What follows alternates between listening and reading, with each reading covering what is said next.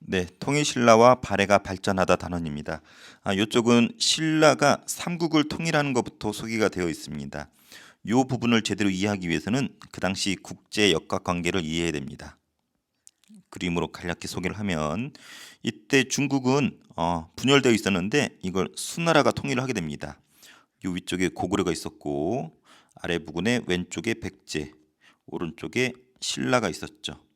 근데 수나라가 중국을 통일하고 나서 한반도에 욕심을 보이면서 고구려랑 전쟁이 벌어집니다. 근데 고구려가 막아서게 되고 수나라가 망하게 돼요. 뒤를 이어서 당나라가 들어서게 되죠. 당나라도 통일되자마자 고구려를 침범하게 되는데 이거 역시 막아서게 됩니다. 이 상황에서 신라는 혼자 고립이 됩니다. 왜냐하면 백제가 신라를 공격하고 고구려도 신라를 공격하게 되면서 신라는 한반도에서 혼자 고립이 되게 됩니다. 그러면서 신라랑 당나라가 서로 연결을 하게 되죠. 그리고 서로 손을 잡게 되는데 이것이 그 유명한 나당 동맹이 되겠습니다. 손을 잡고 먼저 백제 먼저 무너뜨리고 그 다음에 고구려를 무너뜨리면서 삼국 통일이 이루어지는 스토리가 주 스토리가 되겠습니다. 요거를 프린트로 보면은 이렇게 됩니다. 신라의 삼국 통일 과정인데 고구려가 수랑 당나라를 격퇴시킵니다. 이때 수나라랑 했던 전쟁이 유명한 것이 우리 잘 알고 있는 살수대첩 들어봤죠? 을지문덕 장군으로 유명한 살수대첩이 이때 수나라하고의 전쟁이었고 무찌르게 되죠. 또 당나라하고의 전쟁은 우리 영화로도 제작되었던 안시성 전투라고 있죠. 그래서 안시성 전투가 당나라하고 전쟁이었고 이거 승리 거두면서 역시 격퇴를 하게 됩니다. 그리고 신라가 백제랑 고구려의 협공을 당하면서 상당히 난감해지게 되는 상황에 부닥뜨리게 되죠. 그래서 신라가 당나라를 끌어들이면서 나당 동맹을 체결하게 되고 먼저 백제 먼저 친다 그랬었죠. 그래서 백제 수도였던 사비성을 함락시킵니다. 그리고 고구려의 수도였던 평양성을 또 함락을 시키게 되겠죠. 그래서 백제랑 고구려는 망했지만 그 유민 살아남은 유민들이 나라를 부흥시키고자 운동을 했지만 실패로 끝나게 됩니다. 근데 이 나당 동맹을 체결을 할 때 약속이 있었어요. 한반도 북부 지역만 당나라가 가져가기로 했는데 당나라가 배신을 하고 한반도 전체를 먹고자 야욕을 보이게 됩니다. 그래서 신라랑 당나라랑 동맹을 깨고 전쟁이 벌어지게 되죠. 그래서 신라가 끝내 당을 몰아내고 삼국 통일을 이루게 되는 것이 주 스토리입니다. 요 주요 전투가 당을 몰아내는 주요 전투가 매소성 전투, 기볼포 전투라고 있습니다. 그래서 앞대가리 따서 매기 전투라고 하는데 이 매기 전투의 승리를 계기로 당나라가 물러나게 되면서 삼국 통일이 완성되었다고 합니다. 이것이 676년. 그래서 요 스토리 정도는 알고 있어야 될 것 같아요. 그래서 삼국이 통일되었죠. 근데 이때부터는 요 무열왕의 후손들이 계속 왕위를 잇게 됩니다. 그래서 통일 전으로 등장한 무열왕이 즉위를 하고 무열왕 이후에 그의 자손들이 계속 왕위를 잇게 돼요. 그러다가 무열왕의 아들이었던 문무왕이 있습니다. 문무왕이 삼국 통일을 하게 된 거예요. 그래서 우리가 문무왕 하면 떠올려야 될 것이 삼국 통일을 완성한 왕이 누구냐 하면은 문무왕이고 이 사람은 죽어서 바다에다가 자기 무덤을 썼다고 하죠. 자기를 화장시켜서 불에 태워서 동해 바다에 뿌려달라고 했어요. 그 이유는 본인이 용이 되겠다. 용이 돼서 일본으로부터 신라를 지켜주겠다라고 했던 사람이 문무왕. 그래서 삼국통일하면은 문무왕을 떠올려야 됩니다. 문무왕의 아들이 더 유명해요. 신문왕. 우스개로 뉴스페이퍼 킹. 신문이 뉴스페이퍼잖아요. 그래서 신문왕 하면은 뉴스페이퍼 킹이라고 불리는데 이 사람의 큰 특징은 무조건 왕권이 강화되었다라는 거. 대표적인 상징적인 사건이 김흠돌의 귀족의 반란이 있었는데 이것을 진압하게 됩니다. 이 김흠돌은 귀족의 대표라고 할 수 있는데 심지어는 요 신문왕의 장인어른이에요. 장인어른임에도 불구하고 권력에 욕심이 생겨서 대들었다가 신문왕이 신물 둘둘둘 말아가지고 싸대기를 쳐서 진압한 걸로 유명한 김흠돌의 난. 이걸 계기로 강력한 왕권이 등장하는 것이 통일 직후의 모습입니다. 그래서 요 2번하고 3번은 옆에다 이렇게 써주면 좋을 것 같아요. 요 당시 모습은 통일한 직후의 모습이다. 상식적으로 통일 직후에 왕권이 세겠어요, 약하겠어요? 네, 왕권은 졸라 셉니다. 그래서 통일 직후에는 왕권 강화 꼭 떠올려야 되고 거의 대다수가 요 신문왕 때 벌어진 일이에요. 그래서 여기 나와 있는 1, 2, 3, 4번은 1, 2, 3번은 거의 다 신문왕 업적이라고 보면 됩니다. 먼저 중앙 정치 조직으로는 집사부라는 것이 만들어집니다. 집사부는 한마디로 지금으로 치면 대통령 옆에 비서실 있죠? 대통령의 시중을 드는 비서실, 왕의 시중을 드는 이 비서실 역할을 했던 것이 집사부입니다. 그 짱을 뭐라 부르냐면 시중이라 불렀어요. 혹은 중시라고도 불렀는데 이 당시 때 왕권이 세면은 비서실 역할이 세지겠죠. 그리고 그 짱이었던 시중의 힘도 세지겠죠. 그래서 통일 직후에는 집사부의 역할과 시중의 역할이 상당히 강합니다.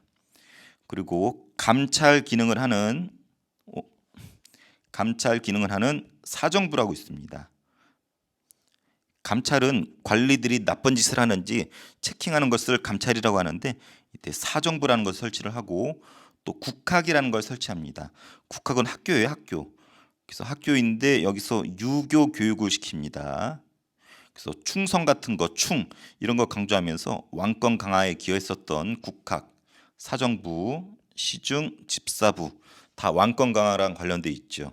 이런 것들이 있었고 그리고 통일이 되면서 지방 행정 조직을 정비를 합니다. 그래서 구주 오소경이라는 게 생기게 되는데요. 지방을 9개 주로 나누고 소경, 작을소, 수도경 5개의 조그만 수도를 두게 됩니다. 이 지도를 잠깐 볼까요? 여기 보면은 수도가 여기 금성이에요. 경주. 신라의 수도는 천년 동안 처음부터 끝까지 경주죠. 근데 지방 구석탱이 찌그러져 있죠. 그래서 오소경 일단 주를 볼까요? 주. 여기 보면은 한주, 명주 해가지고 전국에 주가 9개가 있습니다. 그래서 구주라고 하고 구주. 그리고 오소경이라 그랬죠. 잘 보면은 좀 더 확대할게요. 여기 중원경, 북원경, 서원경, 남원경, 금강경 총 5개입니다. 그래서 오소경이라 불러요. 5개의 조그만 수도. 왜 이렇게 5개의 수도를 뒀냐면 경주가 너무 구석탱이 있다 보니까 지방을 통제를 보완하기 위해서 5개의 수도를 뒀다라는 거 요거 시험에 잘 나오니까 알고 있으면 좋을 것 같아요. 자, 그래서 지방은 9개 주랑 오소경, 특히 오소경 역할을 알아두면 좋을 것 같습니다. 그리고 주 아래 군현을 뒀고 향부곡이라는 거 존재했었는데 중요하지 않아요. 여기서 중요한 건 오소경 수도가 경주인데 지방에 치우친 걸 보완하기 위해서 5개의 조그만 수도를 두었다. 그리고 군사도 개편합니다. 중앙 경주를 지키는 군대 구서당을 두었고 지방에는 십정을 두었습니다. 근데 이 구서당이 고구려, 백제 사람들까지도 같이 편성을 했기 때문에 민족의 어떤 통합 역할을 썼다 이런 표현을 씁니다. 그래서 고구려 백제가 망했다고 왕따시킨 게 아니라 중앙 군대인 구서당이 편입을 시키면서 통합적인 방향으로 나아갔었다라는 문구로 시험에 나오기도 합니다. 그래서 통일 직후의 큰 특징은 왕권이 졸라 셌다라는 거. 근데 여기랑 구별되는 것이 신라 말이에요. 신라 말은 한마디로 왕권이 졸라 약화됩니다. 말기의 큰 특징은 왕권이 항상 흔들리잖아요. 그래서 굳이 구별을 하면 이렇게 됩니다. 자, 이렇게 여기는 통일 직후, 여기는 신라 말기. 왕권으로 구별을 하면은 통일 직후는 왕권이 졸라 셌고 가장 셌을 때가 신문왕. 네, 신라 말기에는 왕권이 어땠다? 상당히 약합니다. 그래서 신라 말에 약했던 요 부분이 여기에 소개되어 있는 거예요. 그래서 그 시작을 알리는 왕이 해공왕인데 잘 몰라도 돼요. 해공왕이 귀족들한테 죽임을 당합니다. 그러면서 귀족들이 서로 왕이 되려고 지들끼리 싸우게 돼요. 그래서 왕이 수시로 바뀝니다. 몇 년 만에 죽이고 왕이 되고 또 죽임당하고 왕이 되고. 그래서 신라 말의 큰 특징 해공왕이 죽고 나서 귀족들의 다툼으로 왕이 수시로 바뀐다라는 거. 그리고 가장 대표적인 난이 김헌창의 난이라고 있습니다. 이 김헌창은 원래 자기 아버지가 왕이 됐어야 되는데 못 되게 돼요. 그러다가 아버지가 왕이 되면 자기도 왕이 될 수 있었잖아. 불만을 가지고 반란을 일으켰는데 이 난을 김헌창의 난이라고 부릅니다. 아까 통일 직후에 김홈들의 난 기억나요? 신문왕 장인어른에도 김홈들의 난. 그래서 김홈들의 난은 통일 직후의 모습이고 김헌창의 난은 신라 말의 모습이라는 거 구별해서 꼭 알아둬야 됩니다. 그래서 경주에서는 왕권 다툼이 심하게 벌어지고 반란이 벌어지고 그러다 보니까 지방을 제대로 통제하지 못해요. 그래서 지방에서 농민 반란이 일어나게 됩니다. 봉기란 말은 반란이 일어났다는 뜻이에요. 그래서 대표적인 이때 반란이 초적의 난이라고 있어요. 초적, 초가 풀초자예요.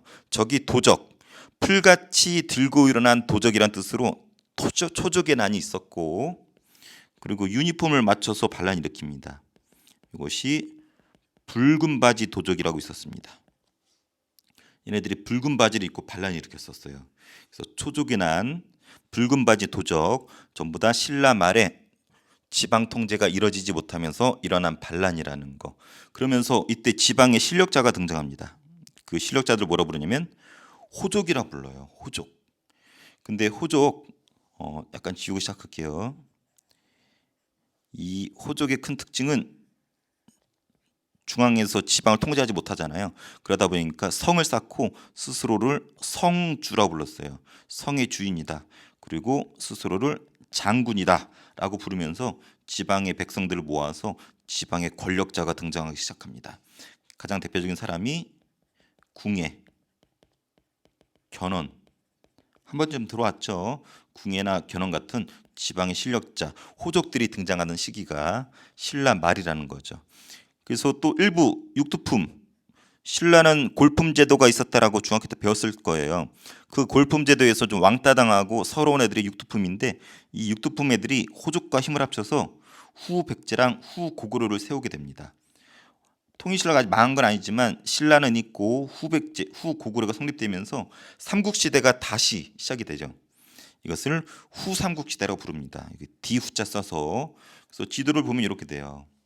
그래서 신라는 여기 수도 경주 위주로 명맥만 유지하고 완산주를 중심으로 후백제가 등장을 하고 송악을 근거지로 후고구려가 등장을 합니다.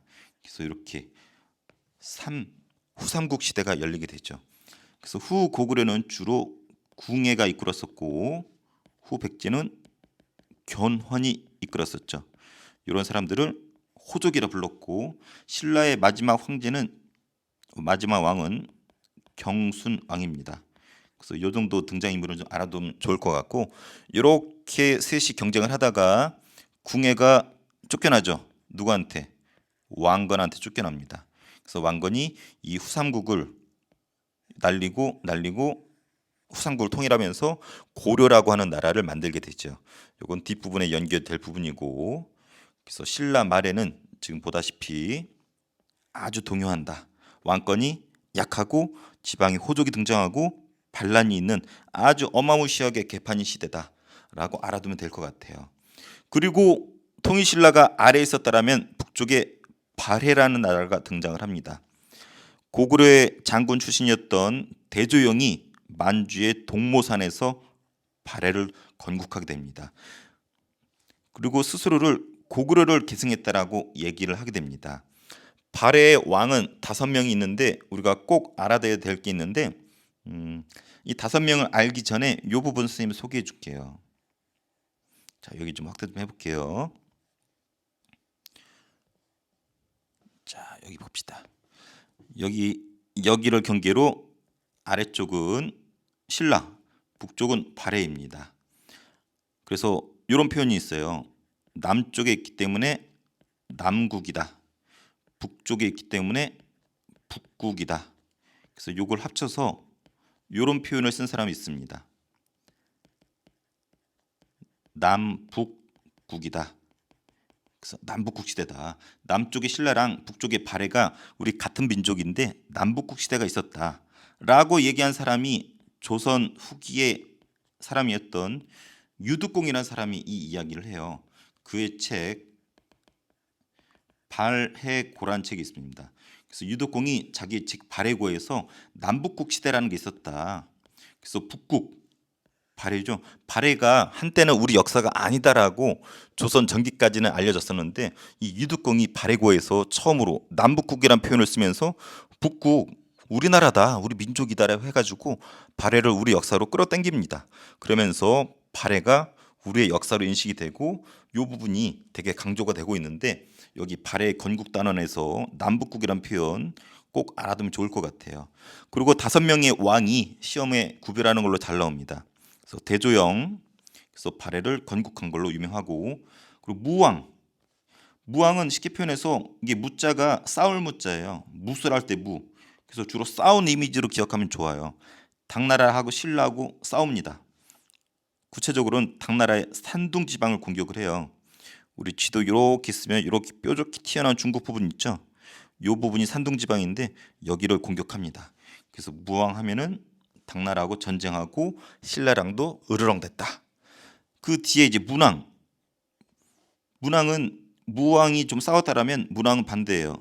주로 친선 관계를 유지합니다. 그래서 당과 우호적인 관계를 유지했고 상경성을 건설했고, 그래서 주로 화기애애했었다. 문왕. 선왕은 한마디로 으뜸 최고 전성기입니다. 전성기. 그래서 발해의 최대 영토를 확보했고 심지어는 중국에서도 뭐라 불렀냐면 해동성국이다. 바다 동쪽에 융성한 국가이다라고 해가지고 해동성국이라 불릴 정도로 전성기였었다라는 거. 그랬던 발해가 거란한테 망하게 되지요. 그래서 발해는 꼭 기억해둘 대조영 나라 건국, 무왕 싸웠다, 문왕 관계가 좋았다, 선왕 최대 전성기였다. 그래서 해동성국으로 불렸다. 요 정도 흐름 기억해주면 웬만한 거 다 맞출 수 있습니다. 그리고 발해의 중앙 정치제도 보면 삼성육부제라는 걸 운영을 했습니다. 성 3개에 6개 부인데 이게 중국 당나라에서 만든 건데 이게 그 당시 당이면은 우리나라에도 영향을 끼치고 베트남, 일본, 그래서 이 당시 발해 주변에 이 삼성육부가 다 퍼져요. 그래서 당의 삼성육부제를 발해도 받아들였다라는 거. 그런데 그대로 받아들이진 않아요. 약간 독자성을 보입니다. 그래서 요게 발해의 삼성육부인데 보여줄게요. 일단 여기 가로친 게 당나라 거예요. 그래서 보다시피 성이 하나, 둘, 셋, 삼성이죠. 그리고 부가 하나, 둘, 셋, 넷, 다섯, 여섯. 이, 호, 예, 병, 형, 공. 요게 세계사 할 때 배우는데 요것 때문에 성이 3개에다가 부가 6개다.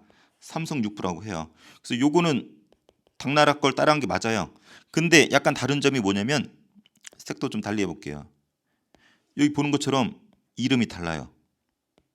특히 충, 인, 의, 지, 예, 신. 육부의 명칭이 충인, 의지, 예신. 이게 무슨 표현이냐면 유교에 나오는 표현이에요. 그래서 육부가 중국 거를 따라 하긴 했지만 유교식 명칭이라는 거. 그리고 6개를 반으로 쪼갭니다. 좌사정, 우사정. 그래서 중국은 그냥 6개가 하나로 있는데 좌사정과 우사정을 해가지고 반으로 쪼갰다라는 거. 그래서 이것을 유식한 말로 이원적 구성이다. 이런 표현을 씁니다. 그래서 여기 독자성, 발해만의 독자성이 뭐냐 물어보면은 육부가 유교식 명칭을 썼고 육부를 이원적으로 구성했다. 이렇게 말하면은 서술하면은 맞습니다. 그래서 우리가 가오가 있기 때문에 중국 걸 따라 했지만 독자성을 보인 나라 발해. 그리고 지방은 5경 15부 62주. 역사에서 경은 요 경자예요. 수도 경자. 수도가 몇 개라는 뜻이에요. 5개. 요거 아까 볼까요? 여기 보면은 상경, 동경, 중경, 서경, 남경 5개죠. 수도를 5개 둔 나라.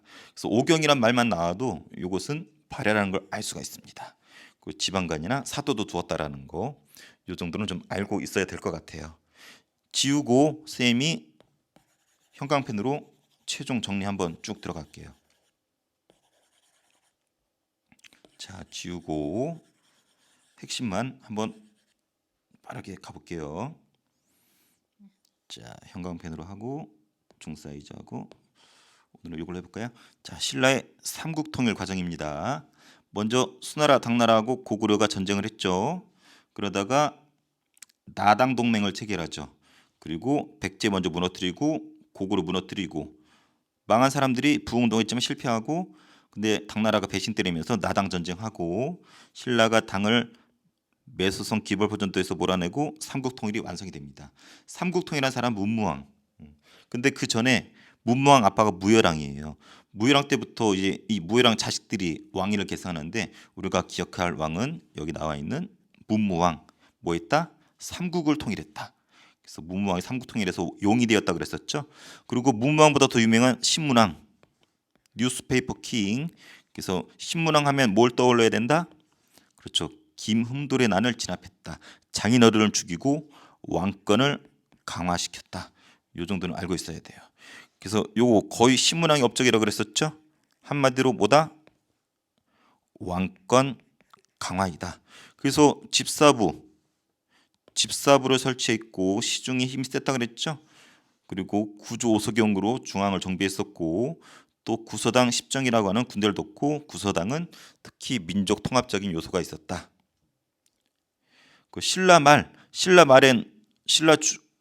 통일 신라 직후하고 좀 다르다 그랬었죠.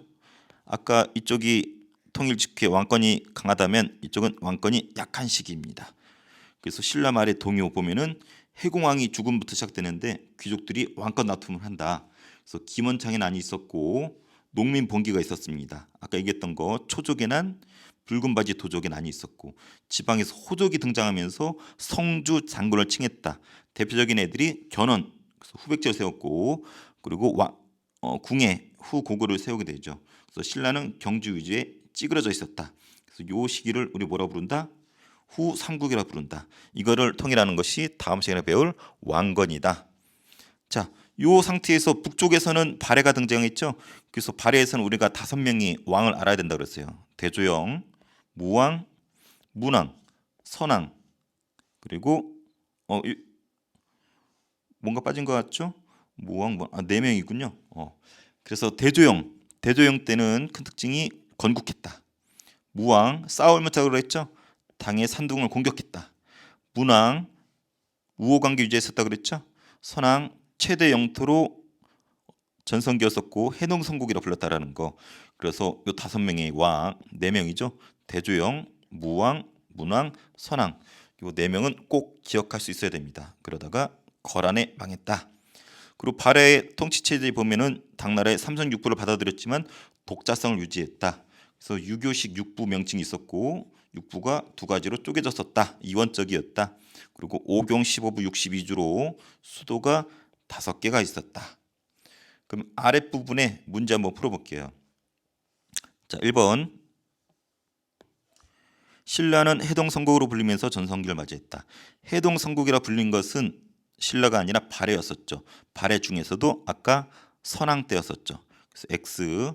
2번 발해는 5경 15부 62주였다. 수도 5개 둔 거 기억나죠? 맞습니다. 3번 신라의 중앙 정치 조직은 집사부가 있었고 그 짱인 시중이 있었고 신문왕 때 이런 게 잘 정비가 됐었죠. 맞습니다. 4번 신라는 당의 삼승육부를 받아들여서 정비했지만 실정 맞게 독자적으로 운영했다. 요거 신라가 아니라 어디였죠? 발해 이야기였었죠. 그래서 틀렸습니다. 2번 밑줄치 이나라 남북국 시대의 한 축이다. 신라랑 함께 남북국 시대의 한 축이다. 아까 얘기했었죠. 북쪽에 북국이 있었고 남쪽에 남국이 있었다. 합쳐서 남북국 시대다. 요 표현 쓴 사람 아까 얘기해줬죠. 조선 사람이었던 유득공의 발해고라는 책이 있었습니다. 유득공의 발해고. 그래서 신라와 함께 남북국이라 불렸다. 이 북국이죠. 한마디로 이것은 발해에 대한 설명이죠. 발해에 대한 설명으로 옳지 않은 것. 선왕 때 최대 영토 맞죠? 그래서 해동성국이라 불렸죠. 대조영이 동모산에서 건국했죠. 그리고 무왕 싸울 무자라고 그랬죠. 산둥을 공격해서 당을 압박했죠. 맞는 말이네요. 근데 구서당 십정 이것은 남국이었던 신라에 대한 이야기죠. 그래서 5번이 틀렸네요.